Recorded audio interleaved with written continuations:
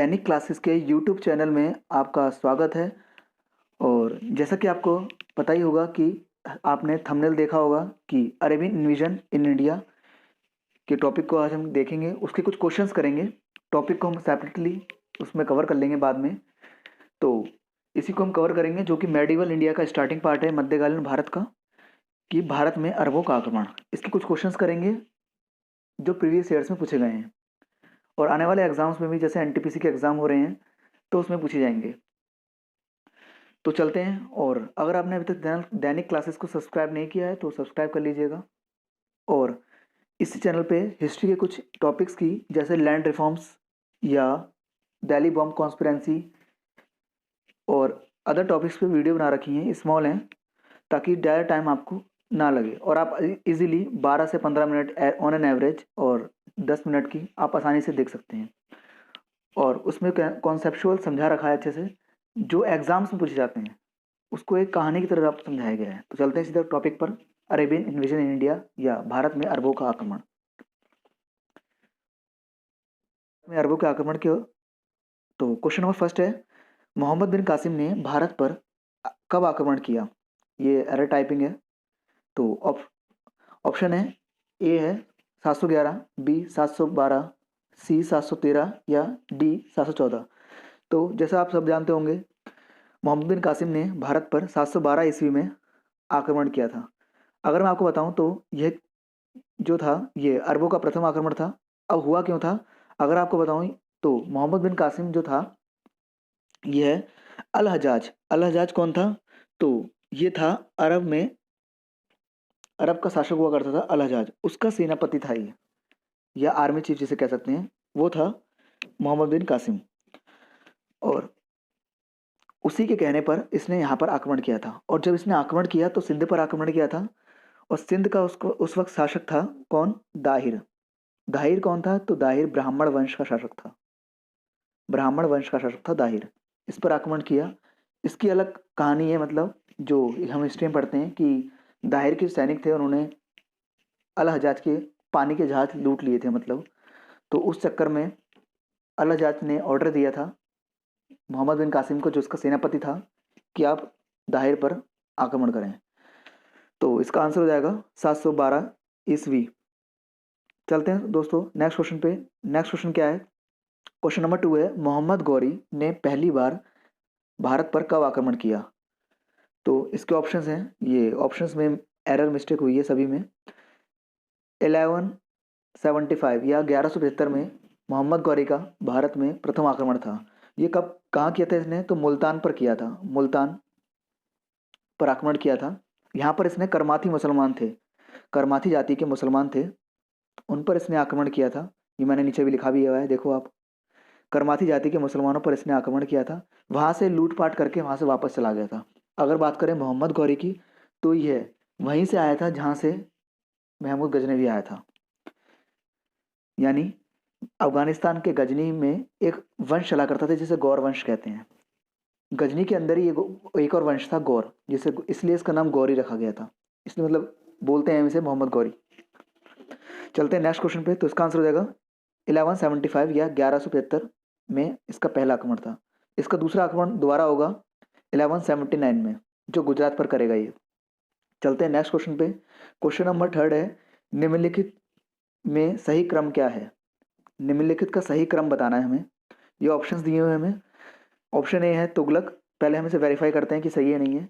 पहले बताना है कि कौन सा वंश आया, उसके बाद कौन सा, उसके बाद कौन सा, इस तरह से हमें बताना है। अगर हम इस ऑप्शंस को देखें तो पता लग रहा है इससे कि ये सारे वंश जो हैं ये दिल्ली सल्तनत के वंश हैं, या दिल्ली सल्तनत जिसे बोलते हैं।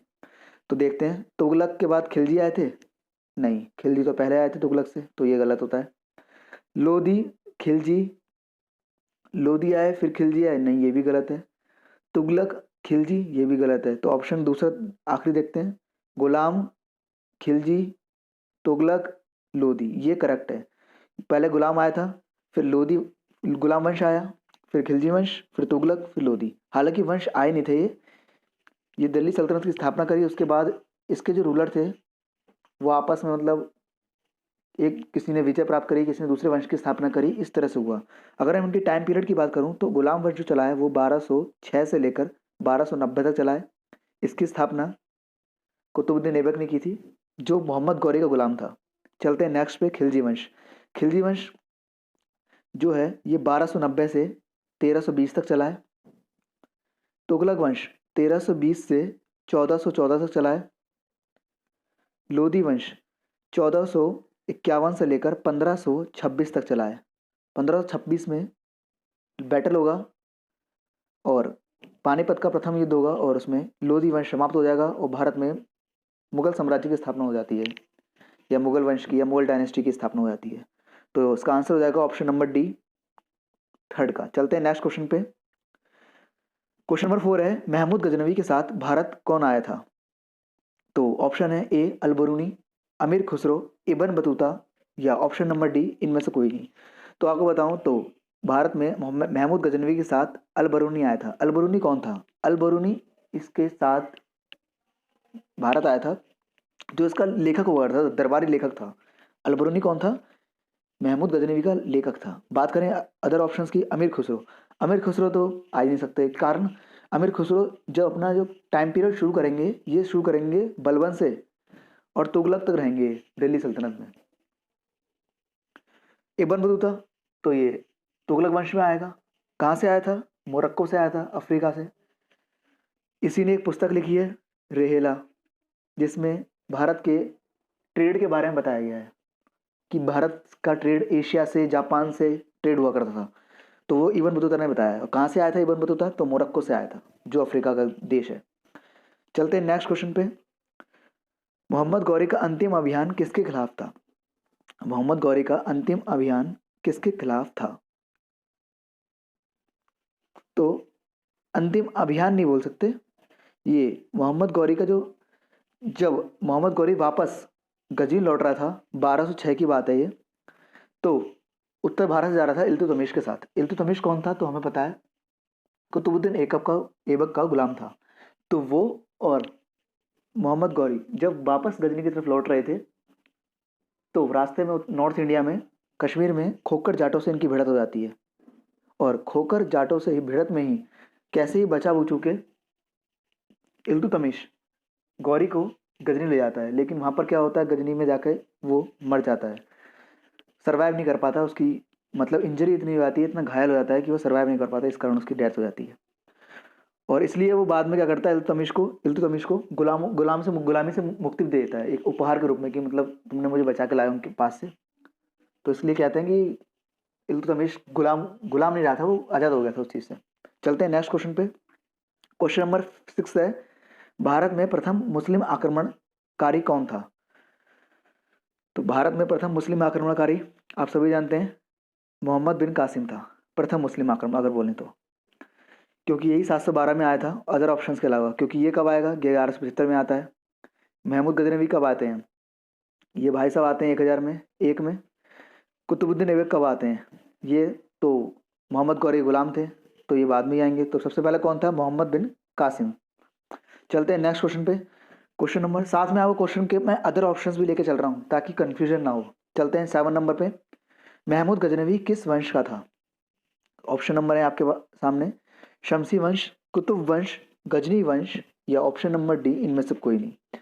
तो शमसी वंश का नहीं हो सकता महमूद गजनवी, कुतुब वंश का नहीं है, गजनी वंश का है, क्योंकि अफगानिस्तान के गजनी में एक वंश चला करता था जिसे गजनी वंश कहते हैं। या इस गजनी वंश का ना एक अदर नाम भी है, इसे यामिनी वंश भी कहते हैं। यामिनी वंश, अगर आपको पेपर में यामिनी वंश मिले तो आप इसको यामिनी वंश भी ऑप्शन क्लिक कर सकते हैं। अगर गजनी वंश की जगह उसने यामिनी वंश दे दिया तो एक ही बात है। तो उसी का था महमूद गजनवी। चलते हैं अदर क्वेश्चंस पे। क्वेश्चन नंबर 8 है, थानेश्वर में स्थित, थानेश्वर कहाँ पर है? देखो ये हरियाणा में है, रुको 2 मिनट। थानेश्वर हरियाणा में है। थानेश्वर में स्थित किस मंदिर की मूर्तियों को तोड़कर महमूद गजनवी ने गजनी भेज दिया था? ऑप्शन है चक्रस्वामी, ऑप्शन बी ज्वालामुखी, सी शिव पार्वती मंदिर, या डी ये सभी। तो इसका आंसर होगा चक्रस्वामी की मूर्ति। चक्रस्वामी की मूर्ति को तोड़वा दिया गया था मोहम्मद गजनवी के द्वारा। और चक्रस्वामी की उससे क्या रिलेटेड आता है? चक्रस्वामी मतलब लॉर्ड कृष्णा, लॉर्ड कृष्णा की मूर्ति को तोड़वा दिया था उन्होंने। और ये कब की बात है? तो 1014, ये बात है 1014 AD की, जब इसने इस पे आक्रमण किया था और चक्र स्वामी की मूर्ति को नष्ट करवा दिया था। और ये है कहाँ? थानेश्वर, हरियाणा में, जैसे मैंने आपको बताया। कितने क्वेश्चंस बन गए इससे। चलते हैं नेक्स्ट पे। क्वेश्चन नंबर 9, मोहम्मद बिन कासिम द्वारा सिंध पर कब विजय हुई? तो मैंने देखो आप बताया कि मोहम्मद बिन कासिम 712 AD में सिंध पर विजय प्राप्त कर ली थी। किसका सेनापति था ये? अल हजाज का। अल हजाज वहाँ कहाँ का रूलर हुआ करता था? अरब का। रूलर कह सकते हैं आप या इसे गवर्नर कह सकते हैं। अपॉइंट किया गया था बगदाद के खलीफाओं के द्वारा।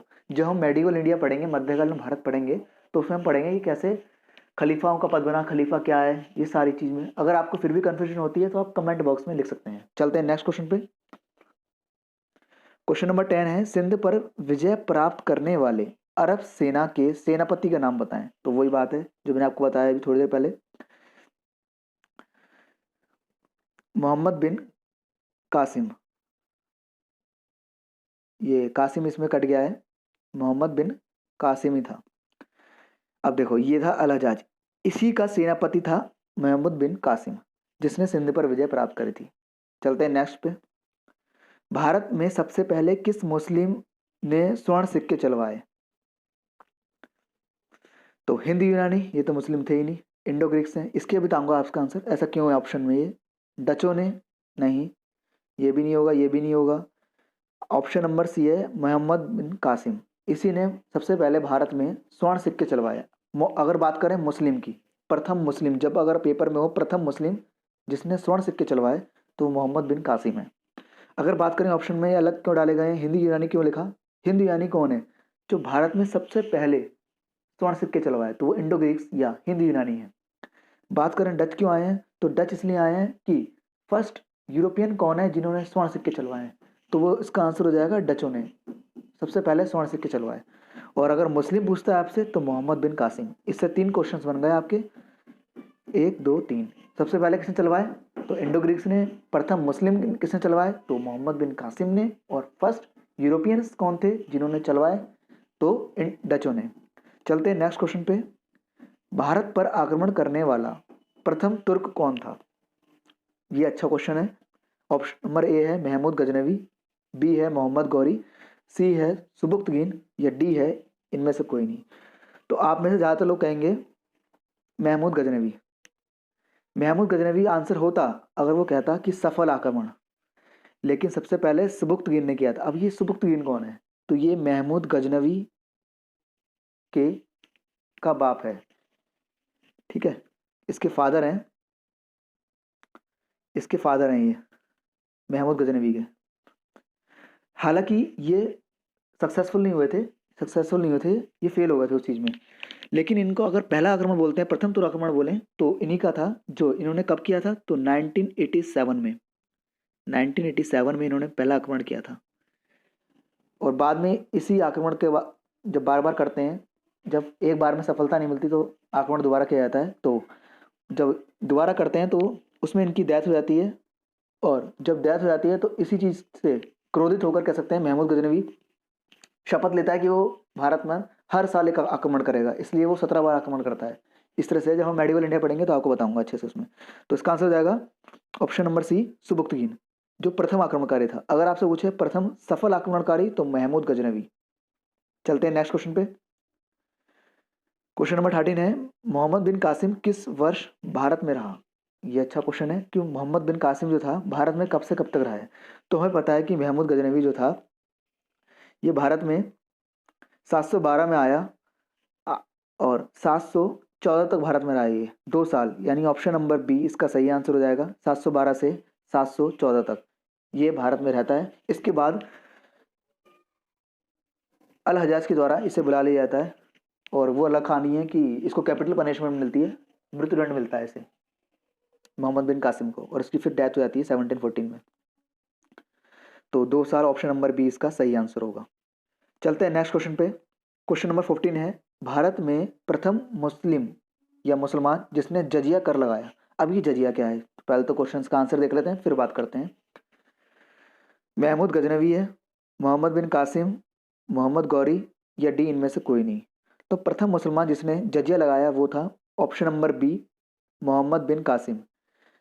जब ये भारत में इनने सिंध पर आक्रमण किया तो इसके इसने दो शर्तें रखी वहाँ के लोगों के पास कि या तो आप इस्लाम कबूल कर लीजिए, या तो आप इस्लाम कबूल कर लो, या आप जजिया दो। जजिया क्या था? जजिया is a tax of paid by non Muslims, यानी ये वैसा टैक्स था जो नॉन मुस्लिम्स या गैर मुसलमान दिया करते थे। जो कितना हुआ करता था अगर बात करूं तो ये था अपना एक, 2 मिनट दोस्तों वेट चाहूंगा।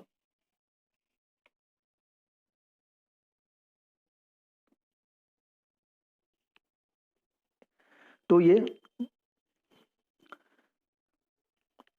1/2 से लेकर 2/3 तक ये जजिया कर हुआ करता था। अगर बात करूं इस जजिया कर की तो ये किससे नहीं लिया जाता था? ब्राह्मणों से, विधवाओं से और विकलांगों से। इन तीन के कम्युनिटी से ये नहीं लिया जाता था। हालांकि बाद में ये भी एक क्वेश्चन है कि ब्राह्मण से जजिया वसूल करने वाला प्रथम शासक कौन था? तो वो आता है जब हम दिल्ली सल्तनत में तुगलक वंश पढ़ेंगे तो तुगलक वंश में महान शासक होगा फिरोज शाह तुगलक, तो वो लगाएगा ब्राह्मणों पर भी जजिया लगाने वाला प्रथम शासक बनेगा वो। तो चलते हैं नेक्स्ट क्वेश्चन पे। क्वेश्चन नंबर नेक्स्ट है 15। मोहम्मद बिन कासिम के आक्रमण के समय मोहम्मद बिन कासिम के आक्रमण के समय सिंध का शासक कौन था? जब मोहम्मद बिन कासिम ने आक्रमण करा उस वक्त सिंध में कौन शासन कर रहा था? तो इसका आंसर हो जाएगा ऑप्शन नंबर बी, दाहिर। जैसे मैंने आपको पहले क्वेश्चन बताया, दाहिर उस वक्त शासन कर रहा था जो ब्राह्मण वंश का शासक था। ब्राह्मण वंश का शासक था, हिंदू राजा था ये। कौन था? हिंदू शासक था ये, ब्राह्मण वंश का। चलते हैं अदर अलग क्वेश्चन पे। तो क्वेश्चन नंबर 16 है, अरबों ने किस पुस्तक का अरबों ने किस पुस्तक का कालिला व दिमना के नाम से अनुवाद करवाया? तो ऑप्शन है Charak Samhita, option B Panchatantra, option C Shahnameh, option D या इनमें से कोई नहीं। तो अगर बात करें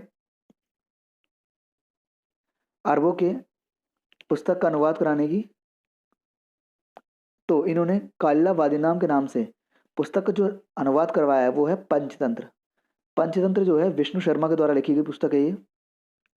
विष्णु शर्मा के द्वारा लिखी गई पुस्तक है। इसमें कहानी है, टेल्स हैं, जो बच्चों की कहानी होती है ना उस तरह की टेल्स हैं कुछ। बाइबल्स के बाद अगर बात करूँ सबसे मतलब चर्चित पुस्तक जो है वो पंचतंत्र है।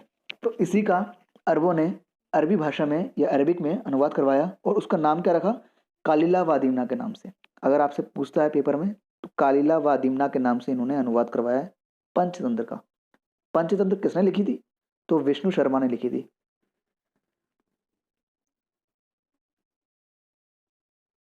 चलते हैं नेक्स्ट क्वेश्चन पे। क्वेश्चन नंबर नेक्स्ट है, महमूद गजनवी के सोमनाथ मंदिर पर आक्रमण करने के समय गुजरात का शासक कौन था?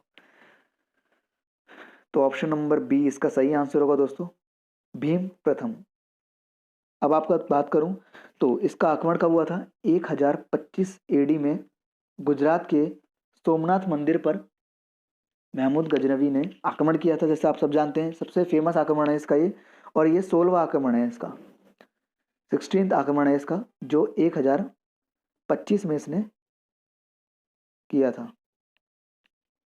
इसके बाद अगर बात करें तो यहाँ का शासक कौन था गुजरात का? अभी मैंने आपको बताया भीम प्रथम था, जो किस वंश का था? चालुक्य वंश का था, या इसको हम सोलंकी वंश भी कहते हैं। चालुक्य वंश या सोलंकी वंश भी इसे हम कहते हैं। ठीक है, यहाँ का शासक हुआ करता था। और इस मंदिर को बनवाया भी किसने था? तो इसको भीम प्रथम ने ही बनवाया था इस मंदिर को भी। चलते हैं नेक्स्ट क्वेश्चन पे। 18 नंबर, महमूद गजनवी अफगानिस्तान की गजनी की गद्दी पर कब बैठा? तो जब इसके पापा या इसके फादर जब मरेंगे महमूद गजनवी के, सुबुक्तगीन, जैसे मैं आपको बताया था अभी लास्ट क्वेश्चन में, तो उनके मरने के बाद ही ये गद्दी पर बैठेगा। कब? 1997 से 1998 में। ऑप्शन नंबर बी इसका सही आंसर होगा, जब ये गजनी की गद्दी पर बैठता है। चलते हैं नेक्स्ट क्वेश्चन पे। क्वेश्चन नंबर 19 है, महमूद गजनवी का अंतिम आक्रमण किसके विरुद्ध था? तो ऑप्शन नंबर ए इसका सही होगा, जाटों के विरुद्ध था। क्योंकि जब ये, जैसे मैं आपको बताया था ना कि जब हरियाणा के थानेश्वर से ये सारा मंदिर की धन या उसकी मूर्तियां या सोने की मूर्तियां लूट रहा था, तो वहीं पर इसके जाटों से भिड़त होती है कुछ, तो उन्हीं का बदला लेने के लिए ये वापस आता है और 1027 में एडी में ये जाटों के विरुद्ध अभियान करता है। और कहाँ पर करता है, तो भरतपुर